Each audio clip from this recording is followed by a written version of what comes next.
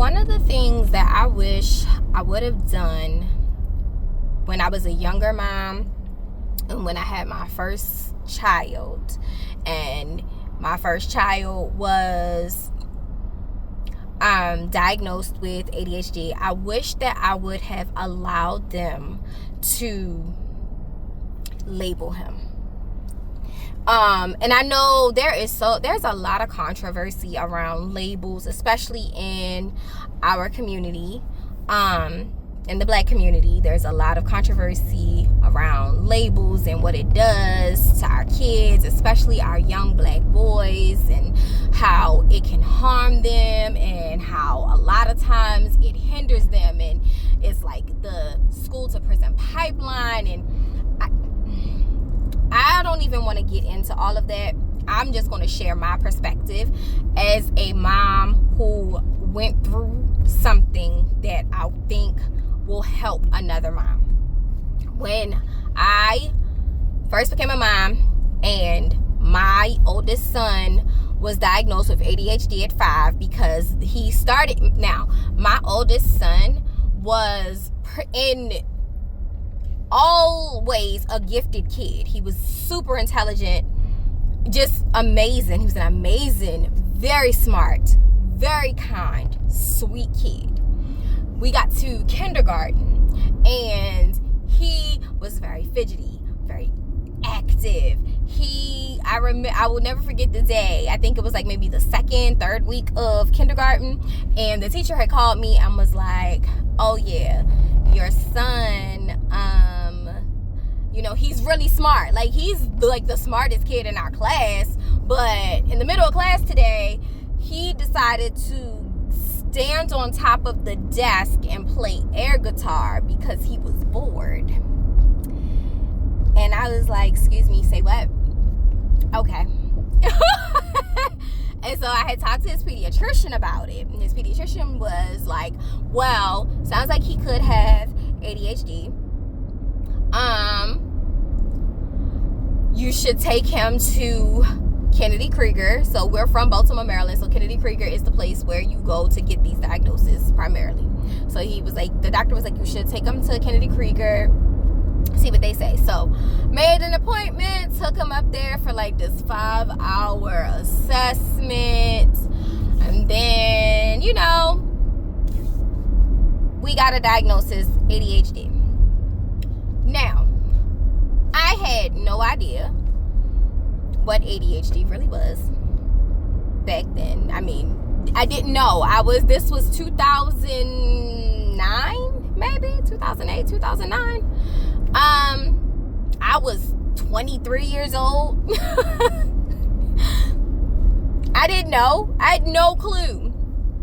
And so we got the diagnosis, and they were giving me all of these things that they were like, well, this is what we should be doing. They wanted me to do like this behavioral intervention plan. They wanted me to like implement this reward system. They wanted me to take him to like this behavioral therapy. And I'm looking at these people like, first off, I gotta go to work. Let's start there. I have to work. Secondly, I don't know what none of this stuff means. Third, what? Like, what? Okay. And so we tried a lot of things. They also recommended medication. Now that I was totally against for a 5-year-old. That one was like, absolutely not gonna happen. Take that off your list. We will try all the other things, but we will not try that.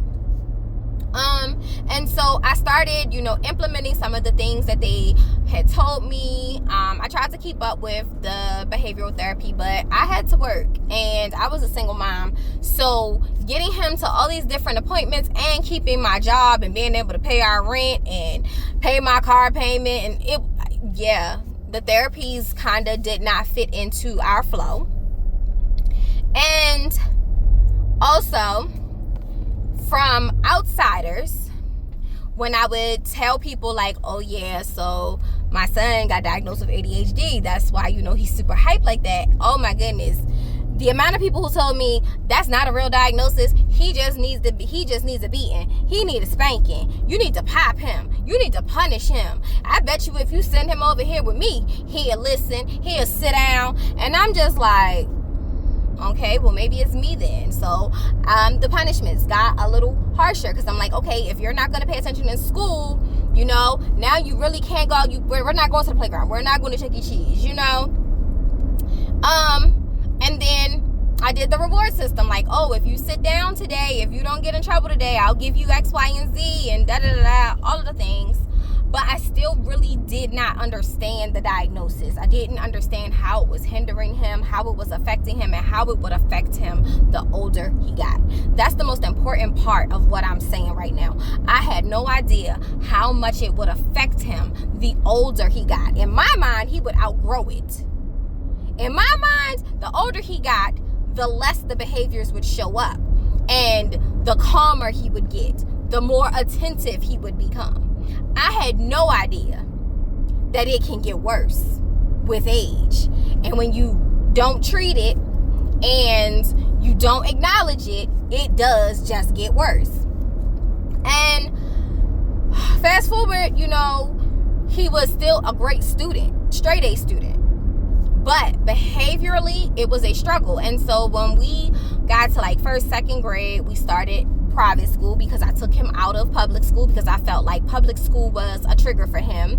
And I'm like, a private school, so we did a private Catholic school. We're not Catholic. We did a private Catholic school because I felt like it was more structured, you know, less students in the classroom, more hands-on participation and support from teachers and other staff. It would be great for him. And when we got to this private school, they asked like, oh, well, you know, does he have any learning issues? I'm like, he has no learning issues. I'm like, he does have ADHD, but, and they were like, oh, well, do you want him to get an IEP? First off, I was about 25 at this time, maybe 24, 25. I did not know what an IEP was, okay? And nobody, not a soul, sat me down to explain what an IEP was. Nobody. I had no clue.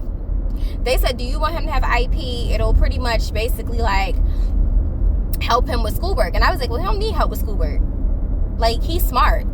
Like, he's really smart. Like, he's like the smartest kid in his class. Like, he doesn't need that. So I was very adamant against giving him an IEP. Had no idea that it would protect him and protect me and give him the support that he needed. I just knew that, he didn't need help with school. He didn't need help with schoolwork. He knew a lot for his age. Because they also had mentioned, like, I want to say in elementary, before we transferred to the private school, I do believe somebody had mentioned like special education or something like that being, you know, a part of IEP sometimes. And I was like, my child does not need special education. Like, are y'all for real right now? Please. So I was highly offended.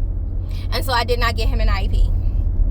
And so I allowed my child to struggle for a long time because I did not know any better. And nobody sat me down to explain anything to me. And I had no reference point. I had no friends that had kids that were going through this. My parents didn't go through this. I had no one to ask. This was back when you still had dial-up internet sometimes. So, baby, it was not easy to just go Google something. I was very uneducated. And with being uneducated, I made a lot of decisions that I regret to this day. Even though my child is now a full adult at almost 23 years old, I still feel a heavy weight of guilt because of the decisions that I made when he was younger to not get him the support that he needed that could have possibly helped him and changed the trajectory of his entire school experience. I blame myself for that. And while I know that I can't fully take the blame, and that I did do a lot to advocate for him and help him and speak up for him. And I was going to the school like, you're not going to suspend my son. You're not going to do this. Like, he just needs a little redirection. He needs you to be a little more patient. Like, I would fight tooth and nail with these people because he was a straight A student. He just couldn't keep still. And he talked a lot. And I'm like, these can't possibly be horrible traits. Like, he's getting his work done. He's not disrupting. Well, he was a little disruptive because he did talk to other kids. But like, he wasn't a bad kid. And I'm like, y'all are punishing him for something he can't control. But I also was like, we're not doing an I.E.P. We're not going to give him protections, because I had no idea that's what an I.E.P. did. And so his entire school year until we got to like middle school, I just did not understand. And then once we got to middle school, there were talks about 504 plans and things of that nature, but then his behavior had gotten so, it had progressed into a lot more than being fidgety and talkative, and we just had a lot more struggles and things to navigate, and so that's another story, because I also don't like to share personal experiences of my children, because I feel like those are their stories to share. So I try not to go into a lot of personal details when it comes to my kids, but I still want to share certain parts of my story that involves my kids, because I think it's important that we are able to share our perspectives and what we have gone through so that other people can learn from it.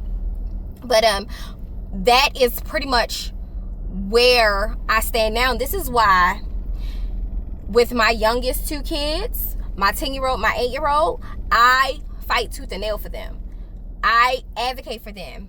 I fought for a year and some change to get my youngest daughter her diagnosis of autism, because I knew she had autism. The doctors kept telling me she did not, and I was like, you're not gonna do this to my daughter. She needs help. She needs support. I'm not gonna let her fall through the crack. So I fought for her diagnosis, and I still fight. I still advocate for her. My daughter has an I.E.P, and we are gonna keep that I.E.P, baby. I go to them meetings ready. Okay, what are we talking about? What are you trying to take from her? Nothing? Okay, cool. Thank God I'm in a county and in a school where I have not had any issues with her I.E.P and her special education classroom, and I hope that continues, because I've heard some stories. But I make sure that I show up for her meetings. She's still in special education.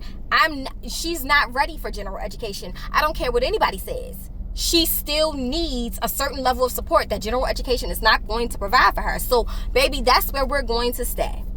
And even my 10-year-old, he was diagnosed with ADHD, and this was his own account. Like, he came to me and said, I think I have autism or ADHD. Can I go get evaluated? So I took him, and sure enough, he has ADHD, he has anxiety, okay? And I advocate for him. I tried to get him a 504 plan, but because my child is in the gifted program, and he does not struggle with schoolwork at all, no part of schoolwork, not testing, not anything, they declined to give him a 504 plan. So now I just make sure I'm at the school constantly. I'm talking to teachers. I'm letting them know, don't play with my child. But this is why, like, I learned so much as a first-time mom about labels. I learned that labels are not always bad, and sometimes you need that proof and that piece of paper to protect your child. And I think about that all the time, because I feel like had I done that, maybe we could have eliminated a lot of the struggles that he had. Granted, he's still super smart, and he was always very smart. It's just, it was a struggle, and I blame myself for that. And so this is why I advocate so hard for my youngest kids, because I don't want to do that over again. Like, I can admit that I messed up, and when you learn, when you know better, you do better. And because I know better now, I do better now. And I just want anybody that's listening, watching, that may be in a similar boat right now, that may have a child that is recently diagnosed or has a diagnosis, or you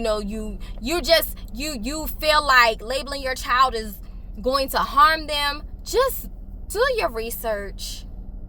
Don't allow people and society and the stigmas and the stereotypes and some of the false or misinformation to deter you from getting your child what they need.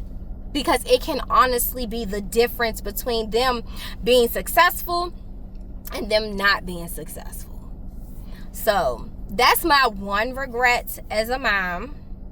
And every day I wish I could go back in time and redo, but I can't.